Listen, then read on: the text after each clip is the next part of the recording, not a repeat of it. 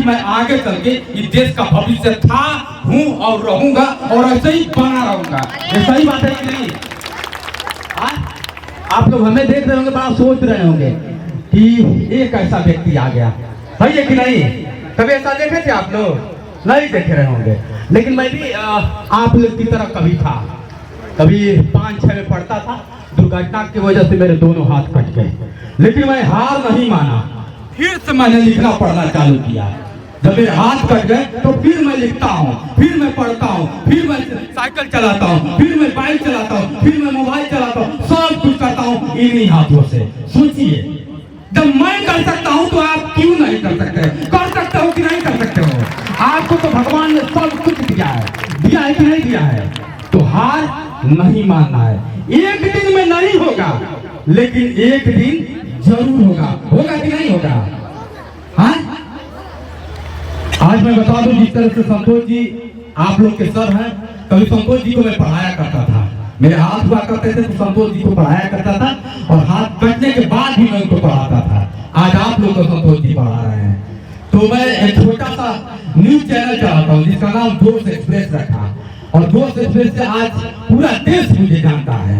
सोचिए, दोनों नौकरी छोड़ दिया, मुझे भगा दिया था। मैं कभी स्कूल में जाता था तो मुझे भगा दिया करते थे लोग, कि अरे तुम्हारा हाथ नहीं है, तुम कैसे पढ़ोगे, कैसे लिखोगे, भगा देते थे। मैं चाहता तो उनकी बातों में आ जाता तो शायद मैं आप लोग के बीच में नहीं होता नहीं ना होता। लेकिन मैंने हार नहीं माना। क्या कर दिया? ठान लिया कि मुझे करना क्या है, लड़ना है, मुझे लड़ना है। तो आप सबको लड़ना है कि नहीं लड़ना है? लड़ना है ना, चाहे जिंदगी से लड़िए, चाहे किताब से लड़िए, चाहे काम से लड़िए, लेकिन लड़िए। क्या करना है? लड़ना है। कितने लोग मेरे बातों से सहमत है कि आप लोग लड़ पाएंगे? कौन कौन लड़ पाएगा? किसके पास जिगर है जो लड़ पाएगा? कौन कौन लड़ पाएगा? लड़ेंगे आप लोग? हार नहीं ना मानेंगे? हाँ, बहुत लोग आएंगे। अभिभावक भी यहाँ बैठे हुए हैं, टीचर भी यहाँ बैठे हुए हैं, और बच्चे भी यहाँ बैठे हुए हैं। लोग कहते हैं ना कि बच्चों का अक्सर काम में देखा जाता है कि हम लोग एक बार जोरदार तालियों से स्वागत करिए। हम लोग के बीच रतन बरनवाल मैम आ गई हैं, जोरदार तालियों से मैम का स्वागत करिए।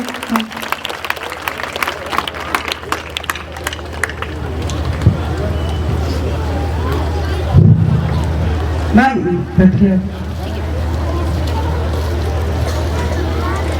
मैडम आ गई है, इनका एक बार फिर से आप लोग ताली से स्वागत करिए, क्योंकि ये भी आप जैसे लोगों में से निकल के आए हैं। और क्या होता है कि आज आप लोग का मनोबल बढ़ाने के लिए संतोष जी जिसको बुलाए ना, बड़ा चूज करके बुलाए हैं। मैं जब से बैठा हूँ एक ही बात देख रहा हूँ कि उन लोगों को इन्होंने बुलाया है जो इस जमीन पे बैठते थे, ऐसे ही तड़पते थे, ऐसे ही देखा करते थे, लेकिन आज यहाँ बैठे, चाहे सर हो, चाहे मैडम हो, चाहे अभी आप लोग के बीच में विधायक भी आते। सही बात है कि नहीं? आप लोग के विधायक आप भी कह रहे थे ना कि मैं भी ऐसे ही बैठता था।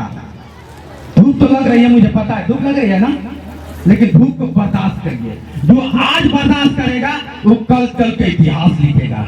सही है कि नहीं? इतिहास कौन कौन लिखना चाहता है?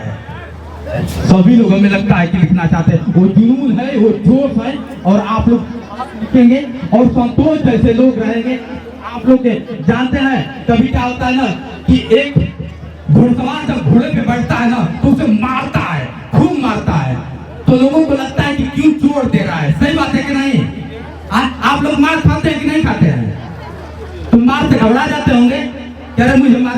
कितने लोग मार खाए हैं बताइए? अब तक सभी लोग मार खाते हैं, तो ऐसा तो लगता ही होगा कि अरे यार मुझे लोग मार रहे हैं। ठीक है, तो बस जो मार खाएगा ना, घोड़ा समझता है ये मुझे मार रहा है, लेकिन घोड़े को ये नहीं पता होता है कि जो घोड़सवार उसे मारता है ना, उसे इस रेस में जीताने के लिए मारता है। तो आप लोग मार खाते हैं किस लिए? इस रेस में जीतने के लिए। तो आज आप लोग जीतेंगे और जीत के इस इनाम को ले जाएंगे। इनाम ही नहीं, आप लोग देश के भविष्य हैं। और कहा करते हैं ना लोग कि क्या होता है, यही देश के भविष्य है, यही देश के कल है। तो आप लोग देश के भविष्य हैं और संवारते रहिए। और ऐसे ही क्या होता है कि हर कभी क्या होता है कि किसी कंपटीशन डरना नहीं चाहिए।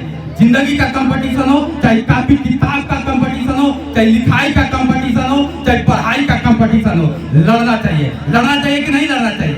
लड़ना चाहिए और आगे बढ़ना चाहिए, है कि नहीं? चलिए अब मैडम आ गई है, वो कुछ बताएगी, फिर अगली मुलाकात में हम आप लोग को बताते हैं। ठीक है, संतोष जी ने समय दिया, इसके लिए बहुत बहुत धन्यवाद आपका। बहुत बहुत धन्यवाद सर। जैसा कि हम सभी जान रहे हैं, अपने व्यस्ततम समय में से जावेद सर ने समय दिया है, उनको अति आवश्यक कार्य के लिए प्रयागराज हेतु प्रस्थान करना है, तो हम माननीय संतोष सर से निवेदन करेंगे कि संस्था की तरफ से कुछ सप्रेम भेंट करके एक यादगार के रूप में सर को सम्मानित करें। संतोष सर।